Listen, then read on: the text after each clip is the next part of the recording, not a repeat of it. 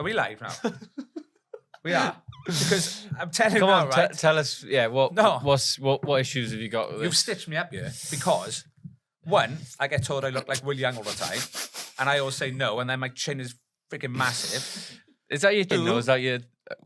No, 2, I had glasses on to cover my bags. You can see straight through them. And 3, I had a cold.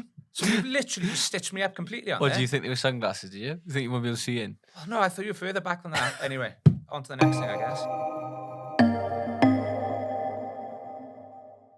Welcome back to the 4th episode of the David Spear podcast. We are joined today by Gareth Sargent, our business development manager in our new location. So, Gareth, nice to come on the pod. Hi, business development manager. Business development manager. What's your role now? What's your title? That's my 3rd one in 15 months. How was your first filming experience with myself and the crew? Long day. Well, you were stressing for 90% of it. I had no signal on my phone, so I was worried that the guys couldn't get hold of me. But it was good. A test drove a bloody Did you feel Ranger XLT. And, how did you feel when you were filming? Did you feel awkward, or did it come naturally? Or awkward. Yeah, like this. It's not. Nothing's natural. Like it's don't come natural, does it? It's no. But no, it was good. It was interesting, and we enjoyed the video, the final video. Didn't we? Watched that together. Was it better than you expected it to go? Yeah, but I haven't watched it since. I've watched it once. Deleted it. Yeah, and that's it. I haven't sent it to family or friends or nothing yet at the moment. That's kind of going under the radar. But it was good. I don't think I'll be asked to do another one. I think you might. This is the one you've been asked to do. So you've obviously been highly requested by certain individuals. I think it's because your dad's on holidays. Yeah, it probably is. Yeah. But going back to it, I tell you what was interesting was I understood the vehicle a lot better as well. Yeah. I know it sounds boring, but I did. Compared to It kind of forces you to learn things, doesn't it? Rather than your usual way of looking it up online or reading a boring article. It kind of, without even knowing, you're learning these lines and things, and you're learning things. I'm still repeating it now. I know. 170 PS as well. And you're not forgetting to put the tailboard up now, are you? The tailgate. So yeah, sorry about that. That's all right. Oh, these pictures are getting worse. Bad angle, that is. XL to your wild track. Is that for me? Yeah, but you're not. Yeah, but honestly, give an honest answer if you can. I know you're gonna wild say track every time. Yeah, it's got to be. I pushed the XLT, but it's a wild track. Yeah, it's There's no real debate there, is there? No, it's nothing at all. I just think it's a smoother drive. The only thing I would say about him is that I had one for a long period of time, and it's just big, isn't it? Yeah. They are big, and you know that. You're driving one yourself at the moment, and they're great. We talked about it the other day, didn't we? The difference in the Ranger and the Transit Custom. So you said you preferred driving the Custom. So I've got a Custom. And I preferred driving the Ranger. So it's all preference at the end of the day. But like you mentioned, they can feel quite big, and quite thirsty as well. Whereas the Custom is lighter, drives nice, and isn't as thirsty on fuel. So. No, like I said, I don't know why, but the Custom short wheelbase just seems better for me. Yeah, but like they're great. They're great. Whoever thought that you'd be having a pickup truck with heated seats, heated steering wheel, smooth. It's just a bigger car, really, isn't it? Yeah, that's what it is. Bigger, heavier car. Yeah, exactly. How did you get into the commercial vehicle trade or industry? How did you give us a quick or a brief introduction on how you entered the industry? The owner is one of my best mates. There you go. Perfect. Next one. On to the next. How did he? Did you approach him? Did he approach you? How did it? He approached me. Funny enough, yeah. He approached me and just said, "Do you fancy jumping on board?" And we both discussed about friendship, keeping that to one side, and work is work, friendship is friendship, and went back to him the next day or 2 days later and said, let's give it a go. Got nothing to lose, and and that's 15 months on or whatever it is, 14, 15 months on. So Yeah. it was Was it something you made a decision on quickly, or was it? I know you were in Spain at the time, weren't you? So yeah. was it? No, I think I was lucky enough not to be able to. I didn't have to jump into a new job straight away. I had a bit of time, but knowing the business through being friends with Dave, I just thought it was a great opportunity. It's a family-run business, and I'd like to think I've added things to the business. Whether that's morale, experience, doing the coffees. Socials. I tell you one thing I have done though. I spent a fortune. That's interesting. I have spent a fortune on all this Eden Park clothing. Yeah. That's all branded. FootJoy as well. I think I spent more in 1 year than what they probably done in 6 years with the Fruit of the Loom hoodies. Yeah, we all look good now though, so yeah, that's the main thing. It does look good. So, but that's one thing. It's I've added that definitely. I've probably added a little bit of smartness there, I guess. Yeah, I think I'll give you that one. Yeah, you have. Yeah. What has made you stick with it? Mortgage. No. To answer your question, what's made me stick with it? The enjoyment of it. Yeah. Yeah, definitely. Yeah.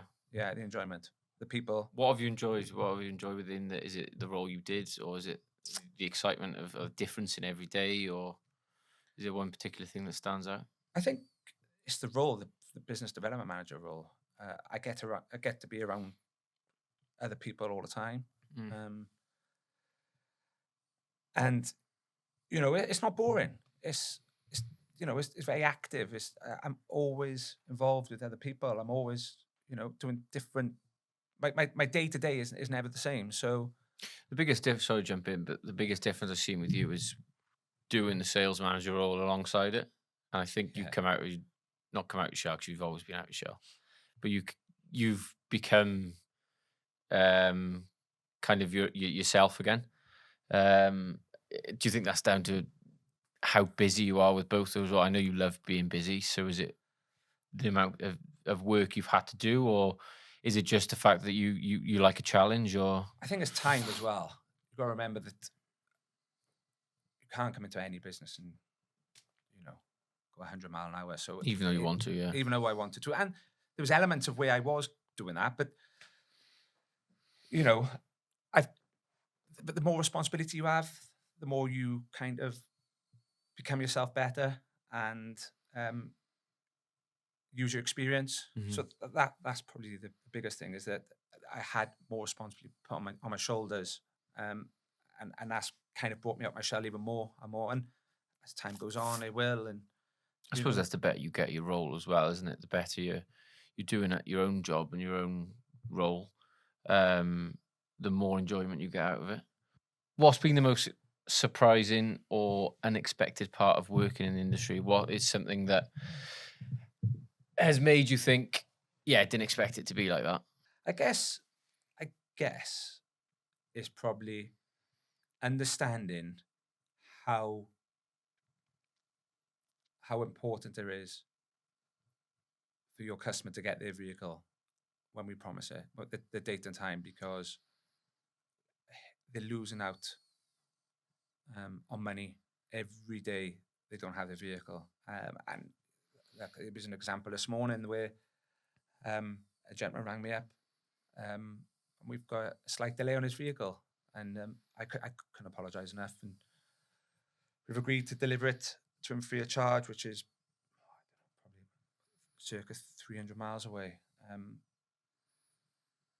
And I guess the reality is that these people, our customers, are always they come to us because we have the stock, and we've got to hit these deadlines with them. So I don't think you'd be blasé in our industry. I think we have to literally be on accurate. The ball and active all the time, because any delay is just costing our customers money.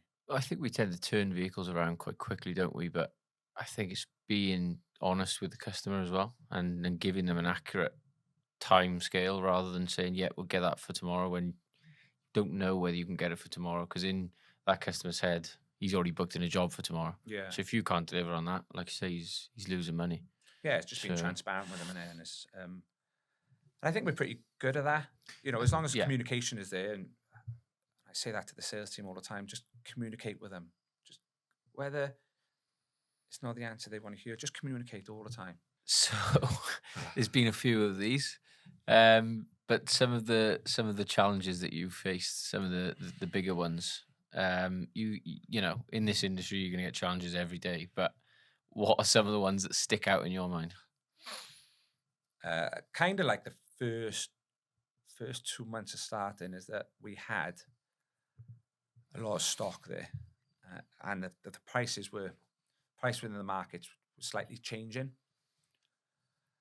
And this comes with holding a lot of stock, by the way. Is, you know, it's great to have a lot of stock, but also at the same time is that, you know, anytime that stock falls outside its period, it's a case we've got to move her on. And one of the challenges the biggest challenge was moving stock quite quick in a quiet market. Mm-hmm.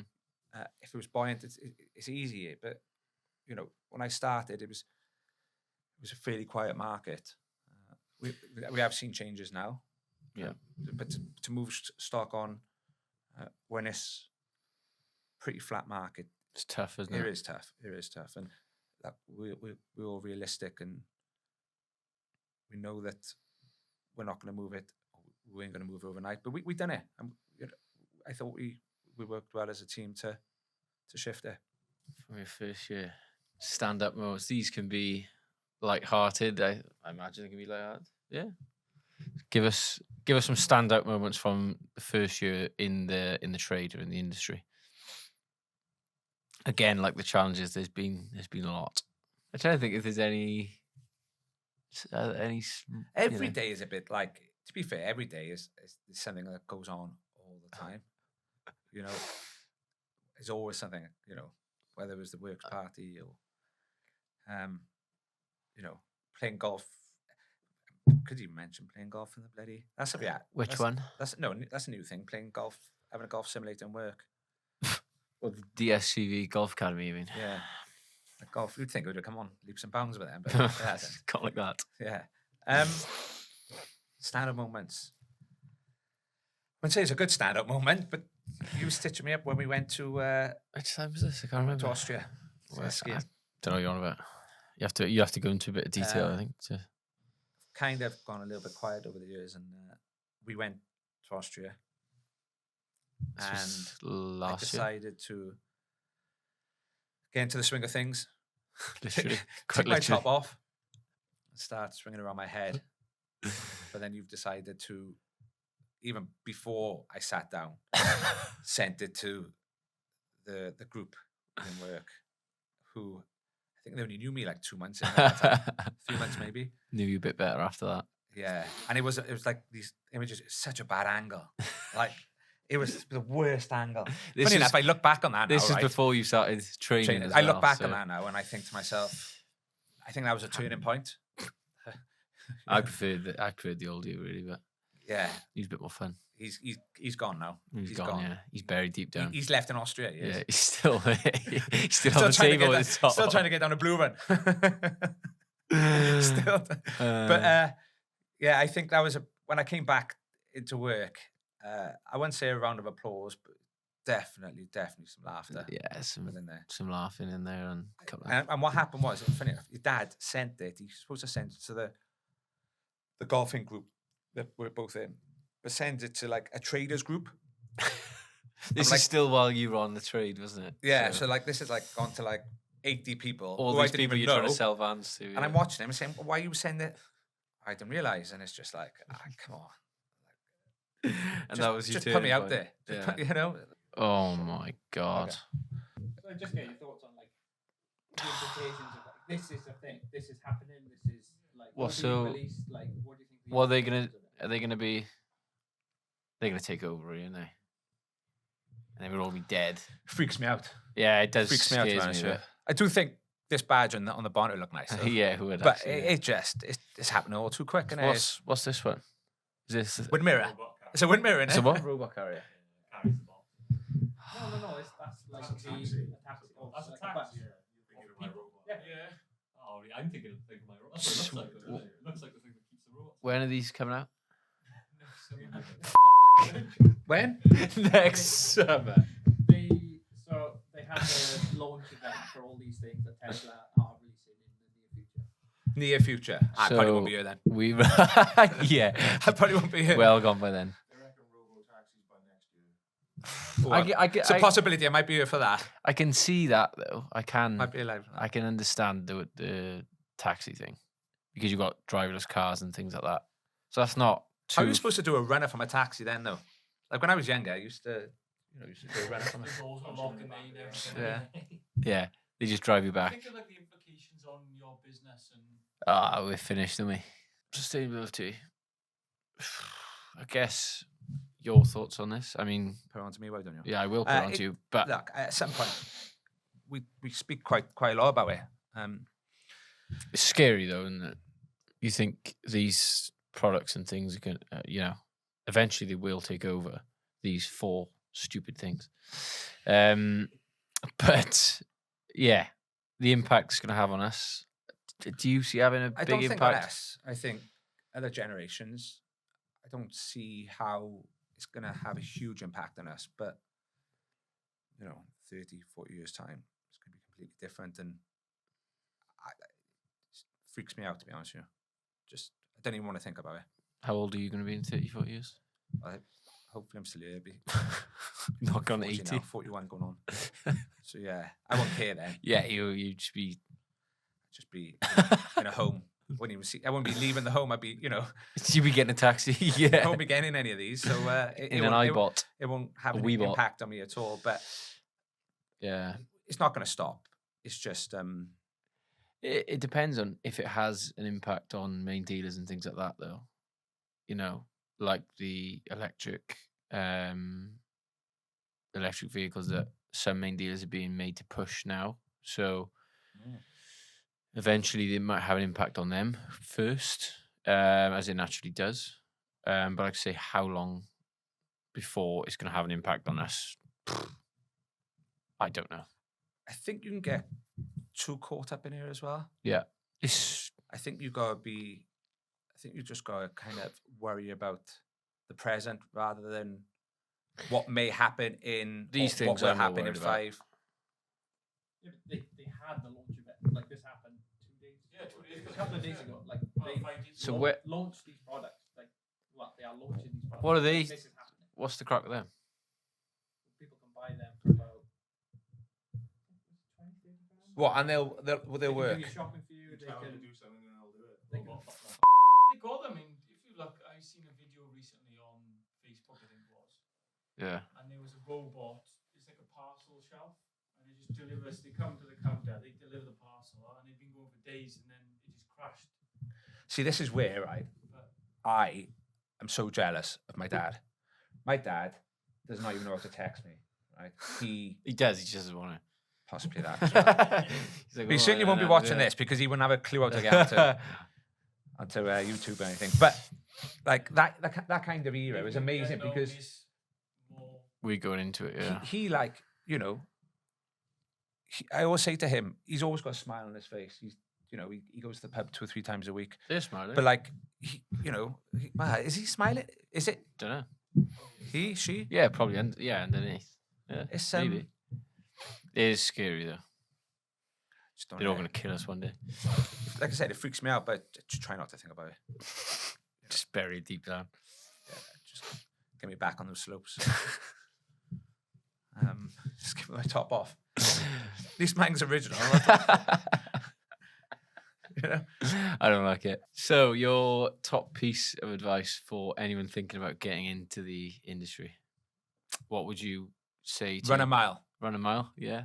Has it been as tough as you thought it was going to be? Or No, it's just different. I think, and this is why your dad's made Dave. Your dad has made a great success of it because it's not so straightforward as people think.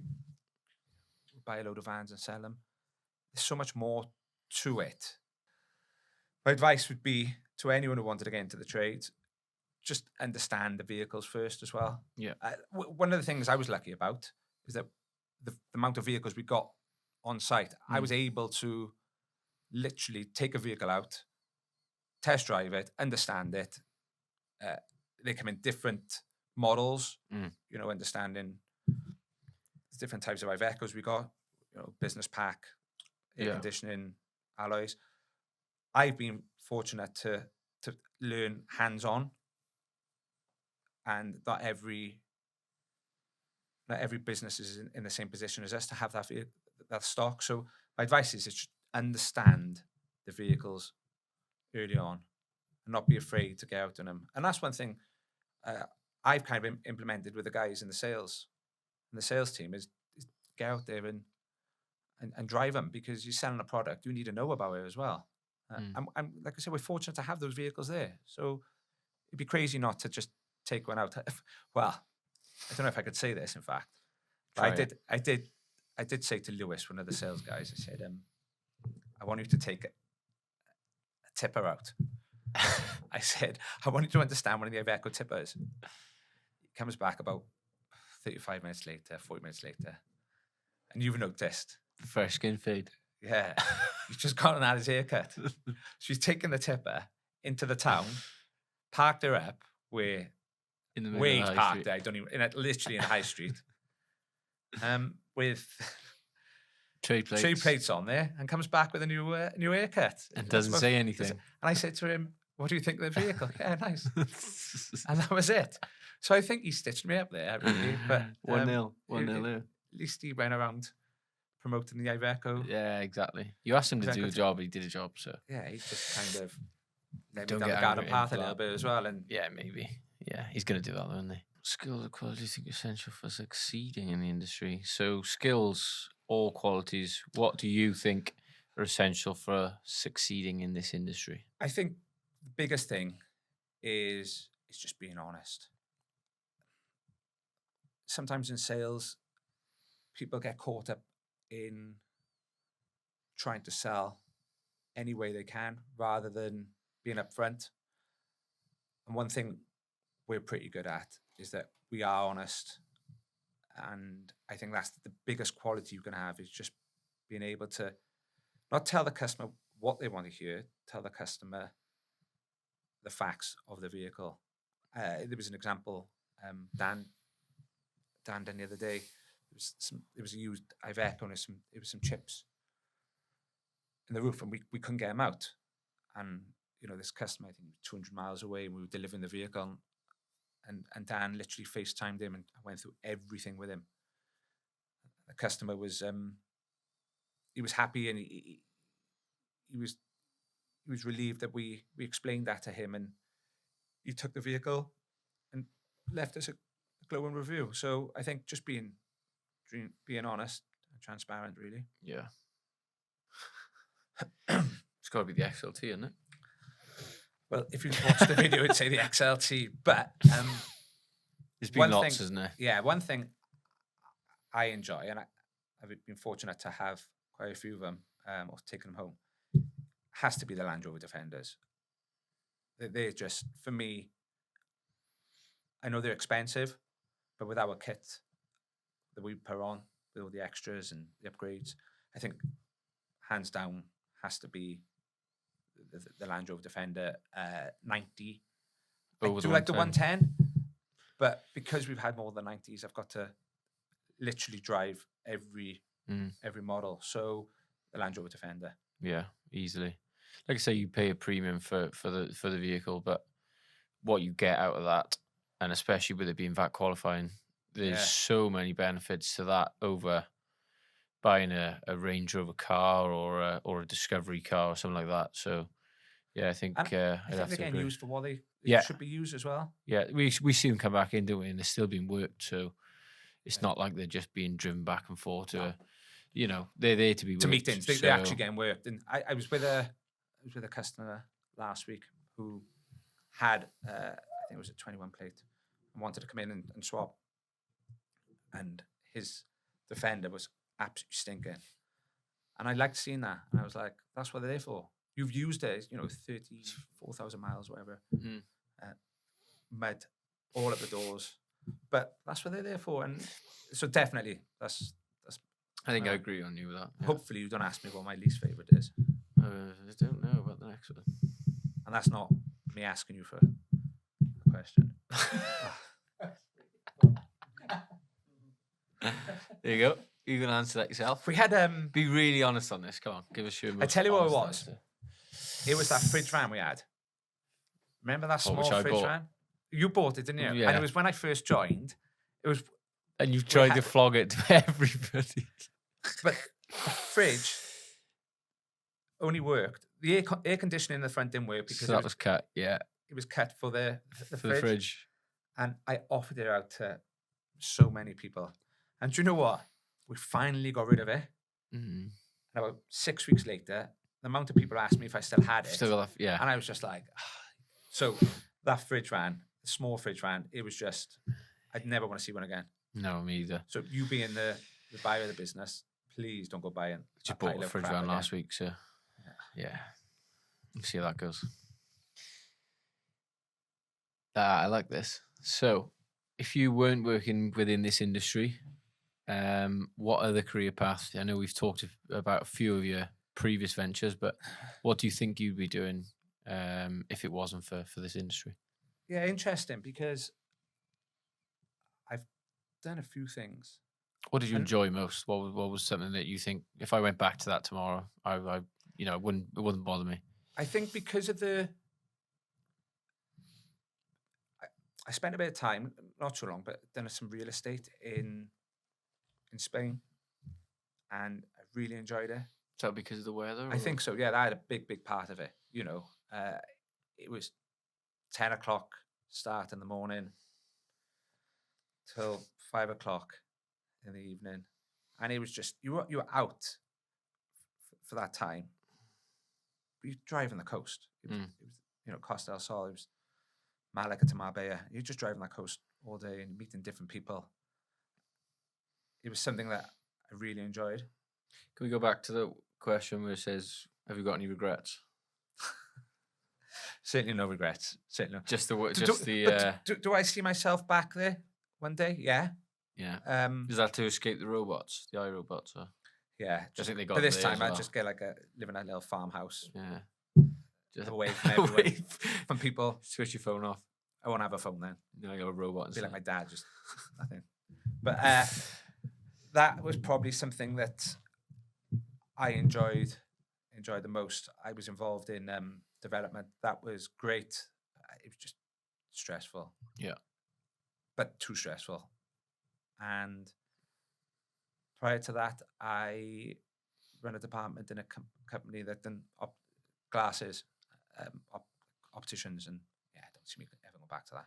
Yeah. I've got, this is my last industry I'll probably be in, and then for a year or two, when I retire, semi-retire, I'll do some couple of houses or apartments Escape in to the sunny beach. Spain. Yeah, don't blame you.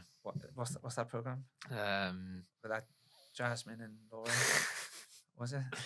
I was going to say escape to the country there. Place in the sun, yeah. Place in the sun. Yeah. Yeah, You'd be on there. that's my next. I enjoy When I that. get into my 60s, Yeah. if it's still going. Ultimate. Ah, yes. So, my favorite question. What would your ultimate road trip look like? You got to pick any van or truck. Where are you going and what's on the playlist? Can I add one? Who's going with you? Right. Okay. Well, I know my wife's. You got Doing 5 seats this, because you're in right. an XLT. So No, four I've split. got to pick the vehicle. Oh, sorry. So I've got a Defender commercial, 2 seats. Not 3, 2. Australia, East Coast. Yeah. From Sydney all the way up to Cairns, straight away. And what's on the playlist? Tracy Chapman, Fast Car, and repeat all the way. Just one song.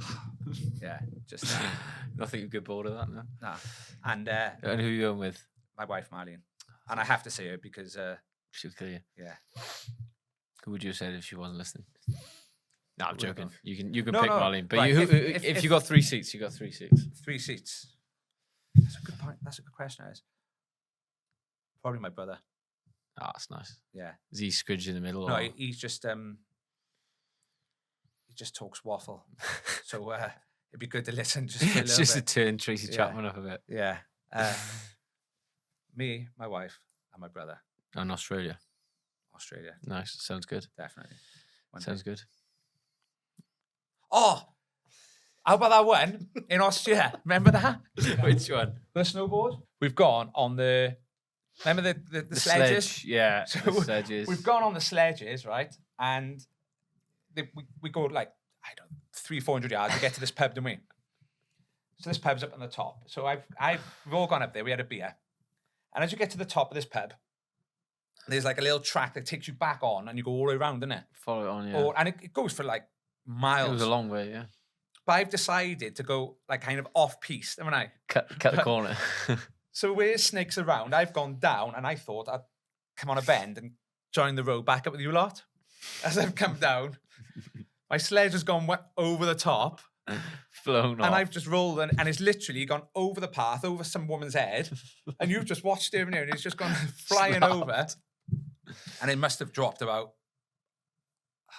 Did you 300 find it? meters.